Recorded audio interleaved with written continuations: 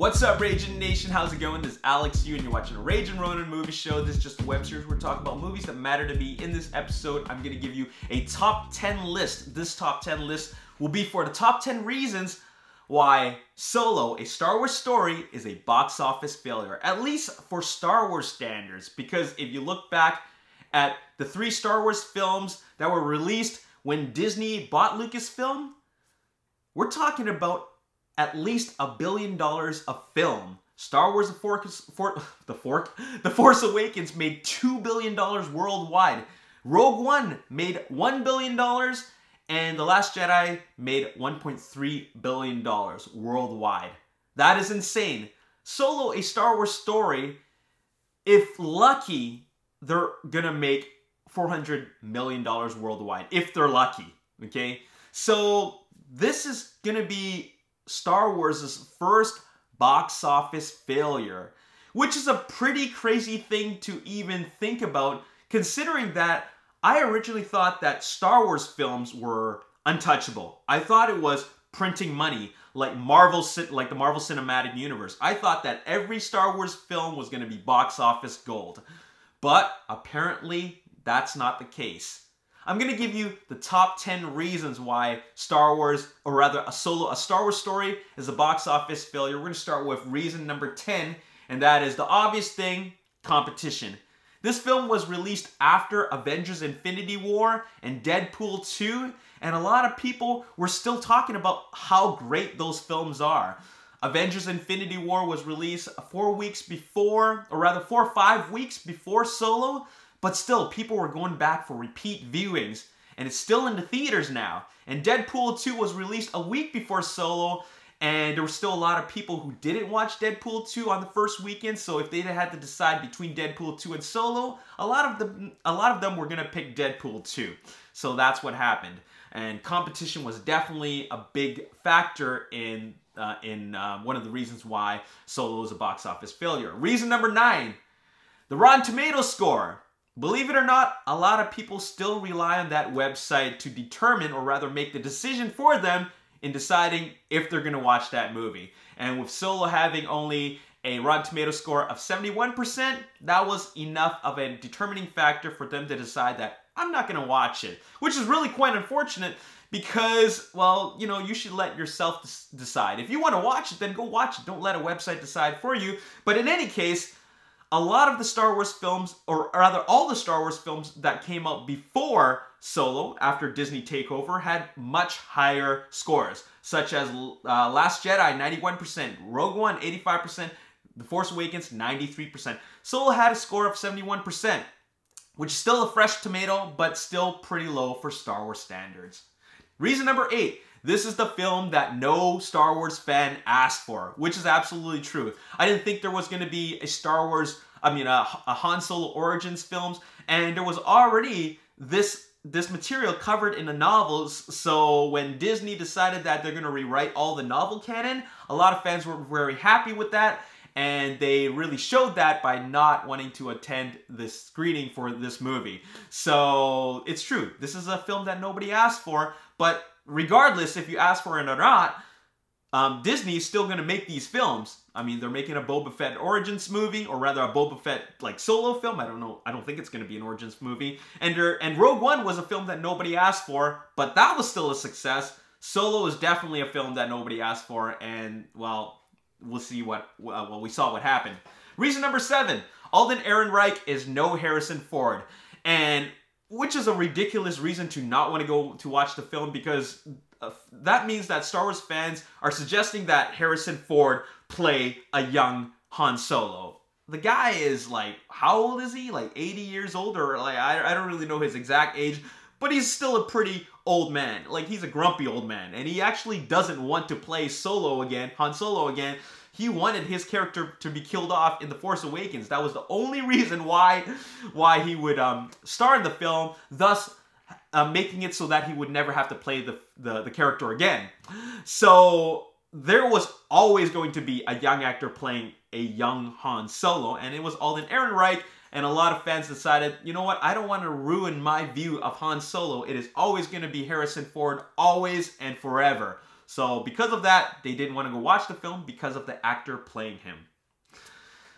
Reason number 6, political agendas. I don't know if you noticed, but a lot of fans are claiming that after the Disney takeover, there's been like one hell of a political push, like a political agenda push for all the films.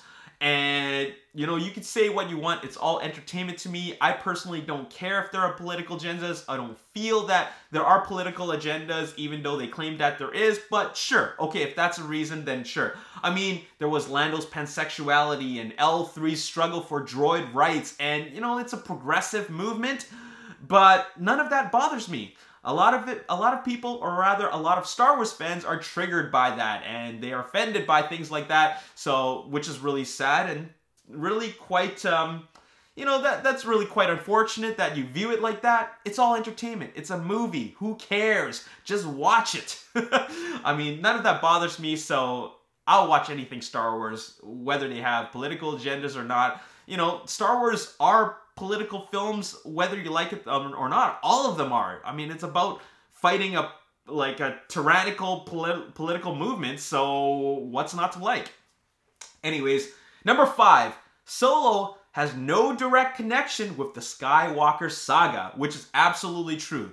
Whether you watch Solo, a Star Wars story or not, it's not going to affect how you feel about the Skywalker saga. I'm talking about episodes 1 through 9, even though 9 isn't out yet. It's part of a larger story. Solo really isn't that part of a larger story. You can watch it as a standalone film or with it. It doesn't matter. It doesn't affect it if you don't watch Solo. Rogue One, on the other hand, even though it is part of a Star Wars story, like the sub-series of the Star Wars saga, of Star Wars films, it's still directly connected with A New Hope. It is connected in a way where it's like a prerequisite, like it is required viewing before A New Hope. So Solo really isn't. It's kind of on its own. It kind of like falls apart from all the other films that are already out. Reason number 4. Now, with a lot of like big blockbuster films, like especially big budget blockbuster films, a lot of these films rely on the Chinese box office to help make their films a success. China is the biggest international box office, and if they don't contribute, then their films won't make like a huge amount of money, because they typically contribute a huge chunk of the box office. In this case, China did not help at all. The fact is that China's audiences are really seeing a huge box office climb in their market for Star Wars films in particular, because they just don't get the Star Wars films. Sure, The Force Awakens made like, I think it was $124 million at the Chinese box office, but there's been a huge consistent decline. And Solo, a Star Wars story, only made $10 million. Maybe it's up to $11 million, but I really don't think it's going to break $14 million at the Chinese box office at the end of its theatrical run. And it's just because Chinese audiences are just really not that interested in Star Wars films at all. So you can really see that at the when you take a look at those numbers. So that's really unfortunate. Number 3, this film was plagued with production problems, and it ended up having Chris Miller and Phil Lord, the original directors, fired, and Ron Howard brought on board to reshoot 70% of the film.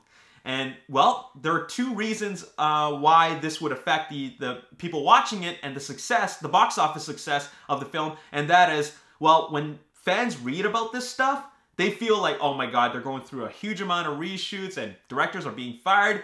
This movie's gonna suck. That's just the way they feel. It's really unfortunate they feel that way and they perceive it like that, but they judge the film even before the film is released. That's unfortunate. Another reason why the reshoots affected the box office, or rather it being a box office success, is when Ron Howard was brought on board, he shot 70% of the film. And because of that, that made the film's production budget skyrocket all the way to $250 million for a production budget. That's not including the marketing costs, which could potentially be like $200 million. You never know. But at the end of it all, this was a very, very expensive film. One of the more expensive films ever made in Hollywood. So that is really unfortunate. So for them to recoup all the production costs plus marketing costs, I don't even think that's even going to be possible at this point. So that will make this film a box office failure. Reason number 2, this film is released way too soon. The Star Wars films from Disney are typically released a year apart from each other. This is the first film where it's only released 5 months apart since The Last Jedi. Last Jedi came out in December. Solo came out in May. That's only 5 months apart. That's just too soon, and that will give us franchise fatigue. Star Wars films should really only be released a year apart from each other. It's not really like Marvel Cinematic Universe, where they can release like 2 or 3 films in a single year. They can't do that just because, well, it doesn't work that way with Star Wars films. I really don't know the logic behind it, but I just feel that anything within a year is just too soon. Star Wars The Force Awakens was a huge success, like especially because we haven't seen a Star Wars films since 2005 with Revenge of the 5th. That's a 10-year gap. And even the prequel episodes had a 3-year wait time between episodes, which is, when I really look back at it, that's a ridiculous amount of time to wait for a connected story. But still, that's how long we waited. But with Disney releasing them a year apart, and then with Solo being 5 months apart, that's just too soon. And because of that, there's something called franchise fatigue. The last reason, which is reason number 1, is fan backlash, like negative backlash from The Last Jedi, and thus making fans call for a boycott. You know, it's really weird. I usually think that boycotts don't really affect it, but in this case, it did affect it, because a lot of fans, I think majority of Star Wars fans, didn't like The Last Jedi, and we should have expected like the same box office take from The Force Awakens. Force Awakens took in $2 billion. Last Jedi took in $1.3 billion. So that really shows you that a lot of fans really did not want to watch The Last Jedi, or at least are not going back for those repeat viewings that The Force Awakens made them do. So you can only make those kind of numbers if you have repeat viewings. It's the absolute truth. There's no way that any of these big movies like Avatar or Titanic or The Force Awakens can make those kinds of numbers unless people go to watch these films again and again and again. So with the fan boycott and the fact there won't be repeat viewings contributing to the box office success, Solo is just not going to make those kind of numbers, like, at all. So that is really, really unfortunate, because The Last Jedi, I really liked that film. I thought it was an outstanding film, but a lot of fans, majority of the fans, would disagree with that. And therefore, because of their negative feelings towards The Last Jedi, they decided that they are not going to watch Solo, which is really too bad, because Solo really is a good movie. It's a solid film, and it ties in directly with their favorite, the original trilogy. So for them to miss out on that, that's really quite unfortunate. But it really is all up to you. Anyways, those are the top 10 reasons why Solo failed at the box office. And let me know your thoughts about anything that I've talked about on the comment section below. Anyways, stay tuned for my next episode, because now that we have 10 Star Wars films that came out on the big screen, now I can give you guys a top 10 list where I rank the Star Wars films. Stay tuned for that. As always, if you enjoyed this episode and you want to see more, hit that like button, subscribe to the YouTube channel, like me on Facebook, The Ragin Nation. Also follow me on Twitter, Ragin Nation. My name is Alex. Thanks for watching. I'll see you next time. Peace.